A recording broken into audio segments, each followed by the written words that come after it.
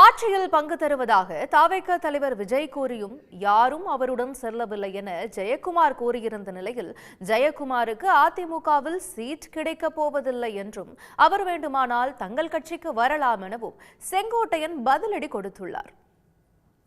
வாங்க ஆட்சியில் பங்கு தரோம், வாங்க அதிகாரத்தில் பங்கு தரனாரு. ஒருத்தரும் வரல. ஒருத்தராவது போனாங்களா? தாவேக பக்கம் போகவே இல்லை.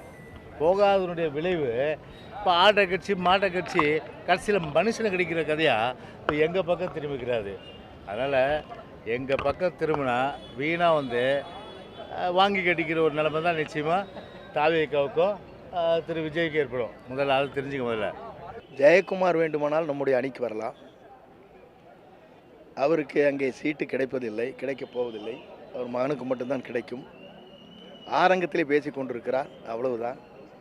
அவருடைய கருத்திற்கெல்லாம் நல்ல நண்பர், ஆகவே கருத்து சொல்வது சரியாக இருக்காது. உடனுக்குடன் செய்திகளை தெரிந்து கொள்ள சன் நியூஸ் பெல் ஐகானை கிளிக் பண்ணுங்க.